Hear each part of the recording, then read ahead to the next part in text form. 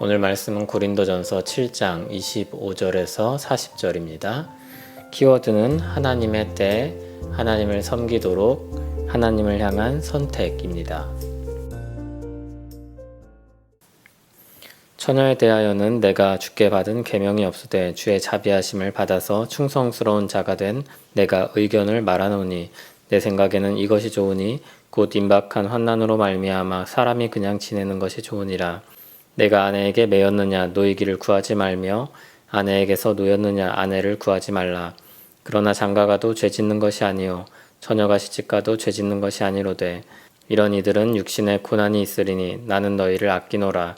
형제들아 내가 이 말을 하노니 그때가 단축하여진 고로 이후부터 안에 있는 자들은 없는 자같이 하며 우는 자들은 울지 않는 자같이 하며 기쁜 자들은 기쁘지 않은 자같이 하며 매매하는 자들은 없는 자같이 하며 세상 물건을 쓰는 자들은 다 쓰지 못하는 자같이 하라. 이 세상의 외형은 지나감이니라. 너희가 염려 없기를 원하노라. 장가가지 않은 자는 주의 일을 염려하여 어찌하여야 주를 기쁘시게 할까 하되 장가간 자는 세상 일을 염려하여 어찌하여야 아내를 기쁘게 할까 하여 마음이 갈라지며 시집가지 않은 자와 처녀는 주의 일을 염려하여 몸과 영을 다 거룩하게 하려 하되 시집간 자는 세상 일을 염려하여 어찌하여야 남편을 기쁘게 할까 하느니라. 내가 이것을 말하면 너희에게 유익을 위함이요 너희에게 울무를 놓으려 함이 아니니 오직 너희로 하여금 이치에 합당하게 하여 흐트러짐이 없이 주를 섬기게 하려 함이라. 그러므로 만일 누가 자기의 약혼녀에 대한 행동이 합당하지 못한 줄로 생각할 때에 그 약혼녀의 혼기도 지나고 그같이 할 필요가 있거든 원하는 대로 하라. 그것은 죄짓는 것이 아니니 그들로 결혼하게 하라. 그러나 그가 마음을 정하고 또 부득이한 일도 없고 자기 뜻대로 할 권리가 있어서 그 약혼녀를 그대로 두기로 하여도 잘하는 것이니라. 그러므로 결혼하는 자도 잘하거니와 결혼하지 아니하는 자는 더 잘하는 것이니라.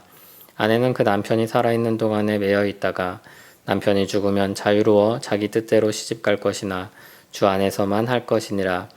그러나 내 뜻에는 그냥 지내는 것이 더욱 복이 있으리로다. 나도 또한 하나님의 영을 받은 줄로 생각하노라. 아멘.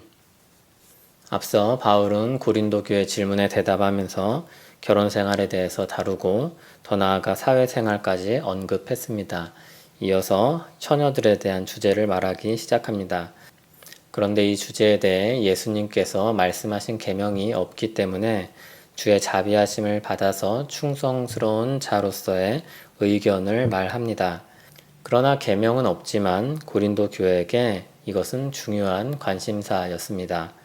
앞에서 언급했던 분위기와 유사하게 바울은 홀로 지낼 수 있다면 홀로 지낼 것을 권합니다. 그 이유로 제시되는 첫 번째는 임박한 환난입니다. 이것은 종말을 염두한 말은 아닌 것으로 보입니다. 바울은 고린도 교회에 곧 불어닥칠 어려움을 예상하고 있습니다. 교회를 향한 핍박으로 보기도 하고 기근으로 인한 어려움으로 보기도 합니다. 이를 근거로 여러 가지 상황에 따른 제안들을 제시합니다. 그럼에도 결혼을 약속한 남자라면 그것을 깨지는 말고 별거나 이혼 등의 상황에 처했다면 아내를 구하지 말라고 합니다. 이런 맥락에서 흔히 할 수 있는 질문에 대한 답이 이어집니다. 그러면 장가가는 것, 시집가는 것이 죄인가? 물론 그렇지 않습니다. 다만 사도가 보기에 환난으로 인한 어려움을 예상하고 있는 이때 안타까운 심정으로 그런 권면을 하고 있습니다. 다음으로 하나님의 때가 단축되고 있음을 근거로 여러 제안들을 덧붙입니다. 바울은 우리가 하나님의 때를 향해 나아가고 있음을 잊지 않게 합니다. 이 세상의 것들은 지나갈 것이며 우리는 영원을 맞이하게 될 것입니다. 그러므로 이 세상의 외형에 집착한 삶에서 초연할 필요가 있습니다. 심지어 결혼도 그리고 눈물도 돈도 그리고 재산에도 그렇습니다. 그러면 자연스럽게 이 세상에서의 삶에 대한 회의가 들 수도 있습니다. 이 땅에서의 삶은 어떤 의미가 있는가? 임박한 환난이나 하나님의 때로 인해 초조해질 수 있습니다. 이 땅에서의 삶의 가치가 무색해질 수 있습니다. 그러나 교회가 이 땅에서 하나님의 때를 기다릴 때 염려하며 안절부절 못하는 모습으로 있을 필요는 없습니다. 바울은 염려하며 지내도록 이 말을 하고 있지 않습니다. 더 정확히 말하면 세상 염려를 그치고 주님의 일에 염려하며 집중하여 살기 원합니다. 결혼한 남자는 가정을 돌보고 아내를 기쁘게 하기 위해 염려할 수 있습니다. 결혼한 여자 역시도 그와 같은 염려에 빠질 수 있습니다. 그러나 그들은 결혼하기 전에는 모두 하나님을 기쁘시게 하는데 열심을 내던 사람들이었습니다. 하나님을 기쁘시게 하는 열심 안에 부부가 서로 기쁘게 하는 열심을 낸다면 문제될 것이 없습니다. 그러나 환난이 예상되는 때에는 두 대상을 향한 열심으로 인해 마음이 갈라질 수 있습니다. 그러나 이렇게 말하는 것은 올무가 아니라 유익을 주기 위함입니다. 고린도 교회는 물론 우리도 이 부분을 읽으면서 마음에 부대끼는 것이 있을 수 있습니다. 그래서인지 바울은 그런 것들을 경계하면서 여러 가지 말을 덧붙입니다. 하지만 초점은 아주 분명합니다. 어느 쪽이든지 흐트러짐이 없이 주를 섬기게 하려 함이 주된 관심이며 모든 제한이 그것을 향하고 있습니다. 이어서 부모의 처신에 대한 권면이 추가됩니다.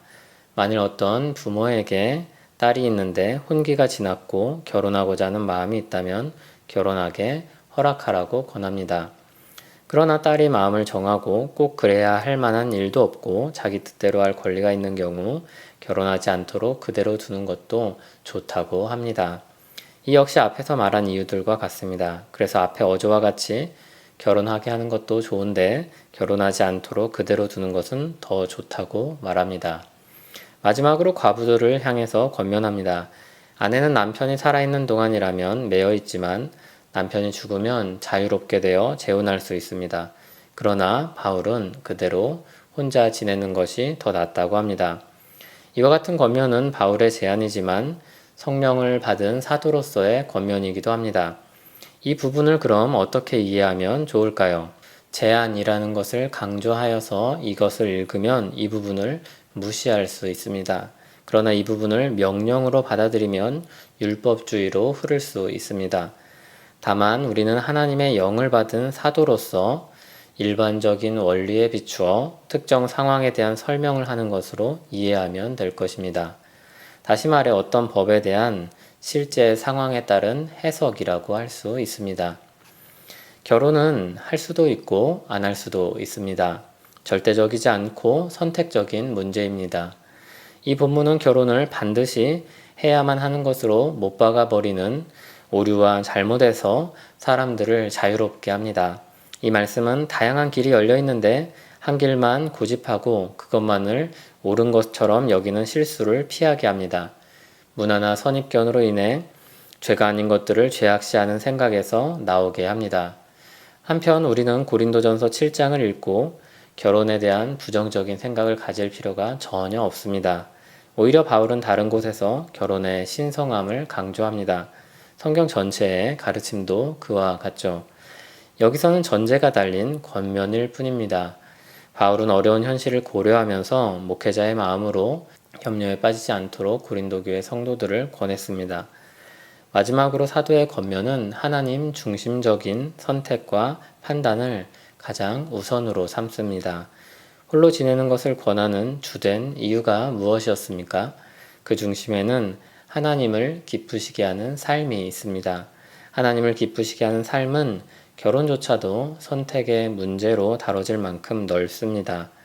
그러므로 이 말씀은 하나님을 기쁘시게 하려는 모든 사람을 향해 지혜를 제시해 줍니다. 내가 생각하는 어떤 이상적인 삶의 틀에 나를 집어넣고 스스로 괴롭게 하지 마시기 바랍니다. 하나님의 품은, 하나님의 세계는 우리 생각보다 훨씬 넓습니다. 기도하겠습니다. 하나님 아버지, 우리는 아버지의 넓은 세계 안에 살고 있습니다. 그런데 우리는 자주 어떤 고정된 생각으로 우리 삶과 생각을 재단하고 거기에 끼워 맞추기 위해 지나치게 힘을 쓰고 열심을 낼 때가 많습니다. 하나님을 기쁘시게 하는 삶이 얼마나 넓은지 깨닫게 하시고 그 세계를 보게 하시고 그 안에서 즐거이 살아가길 원합니다. 눈을 열어주시고 인도하여 주시고 붙잡아 주시옵소서. 예수님의 이름으로 기도합니다. 아멘.